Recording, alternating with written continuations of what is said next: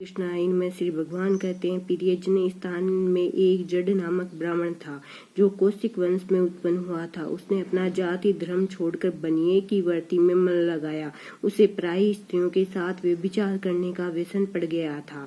वह सदा जुआ खेलता, शराब पीता और शिकार खेलकर जीवों की हिंसा किया करता था। उसी प्रकार उसका समय बीतता था। धन नष्ट हो जाने पर वह व्यापार के लिए बहुत दूर उत्तर दिशा में चला गया। वहां से धन कमाकर घर की ओर लौटा। बहुत दूर तक रास्ता उसने तय कर लिया। एक दिन सूर्यास्त हो जाने पर जब दसों दिशाओं में अंधकार फैल गया, तब एक वृक्ष के नीचे उसे लुटेरों ने धर दबोचा और शीघ्र ही उसके सारे प्राण ले लिए। उसके धर्म का लोप हो गया था, इसलिए वह बड़ा भयानक प्रेत हुआ। उसका पुत्र बड़ा धर्मात्मा और वेदों का विद्वान था। उसने अब तक पिता के लौट आने की राह देखी। जब वे नहीं आए तब उनका पता लगाने के लिए वह स्वयं भी घर छोड़कर चल दिया।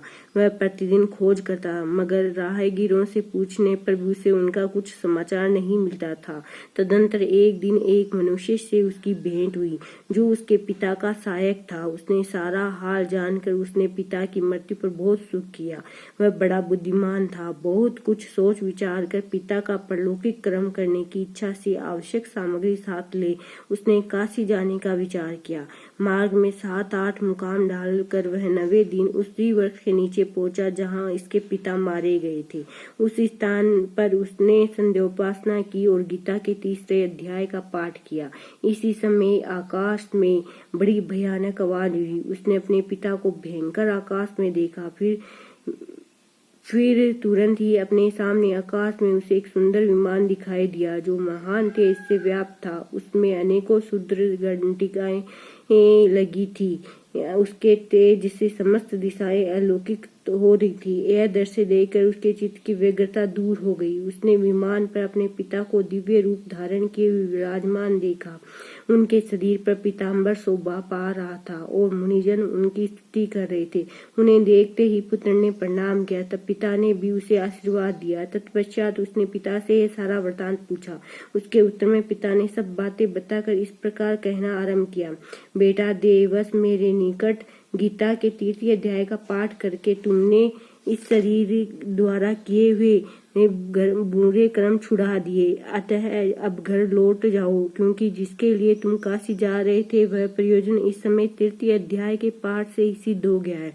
पिता के यूं कहने पर पुत्र ने पूछा, तात मेरे हित का उपदेश दीजिए तथा और कोई कार्य जो मेरे लिए करने योग्य है बतलाइए। तब पिता ने उससे कहा, अनग, तुम्हें यही कार्य फिर करना है। मैंने जो कर्म किया है वही मेरे भाई ने भी किया था।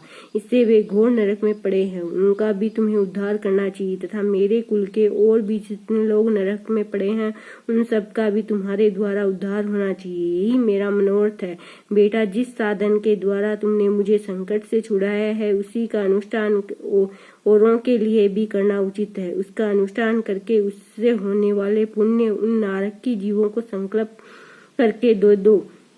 इससे वे समस्त पूर्व जन्म में ही तेरे तरह यातना से मुक्त हो स्व काल में ही श्री विष्णु के परम पद को प्राप्त हो जाएंगे।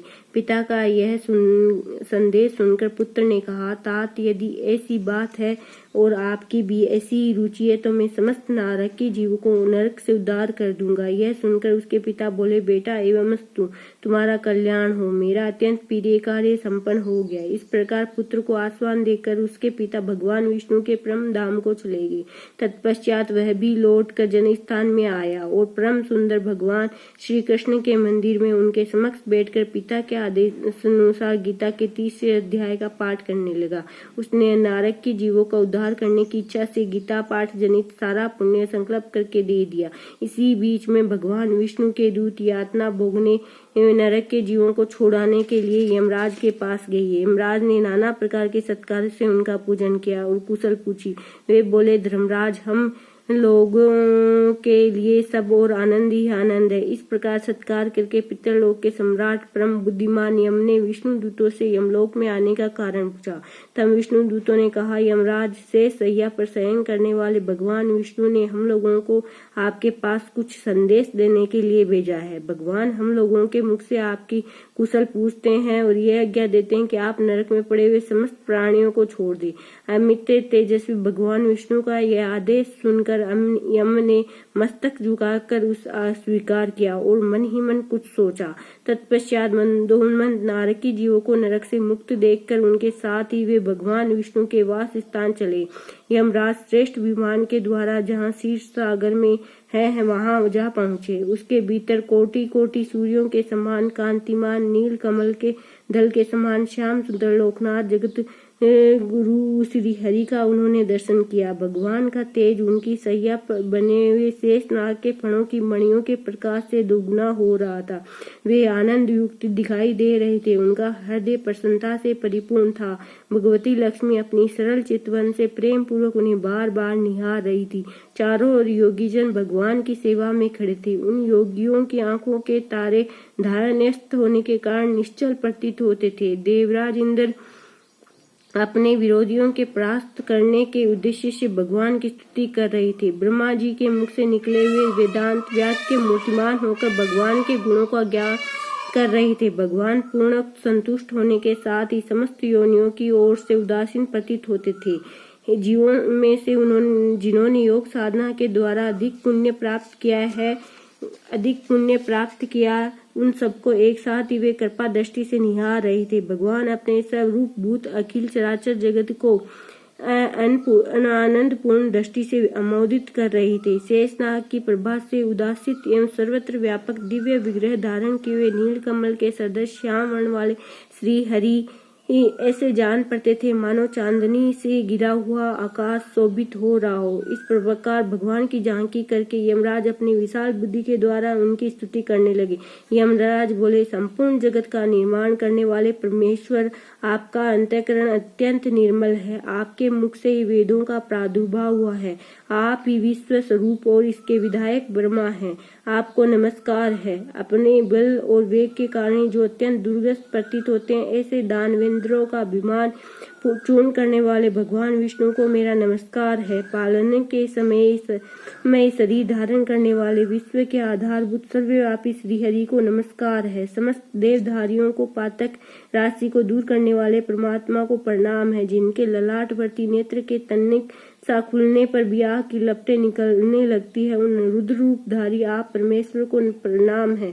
आप संपूर्ण विश्व के गुरु आत्मा और महेश्वर है। अतः समस्त वैष्णव जनों को संकट से मुक्त करके उन पर अनुग्रह करते हैं। आप माया से विस्तार को प्राप्त हुए अखिल विश्व में व्याप्त होकर भी कभी कभी माया अथवा उससे उत्पन्न होने वाले गुणों से मोहित नहीं होते। माया तथा माया जनित गुणों के बीच में स्थित होने पर भी आप पर उनमें से किसी का प्रभाव नहीं पड़ता। आपकी महिमा का अनंत है नहीं है, क्योंकि आप असीम हैं। फिर आप वाणी के विषय कैसे हो सकते हैं? अतः मेरा मौन रहना ही उचित है।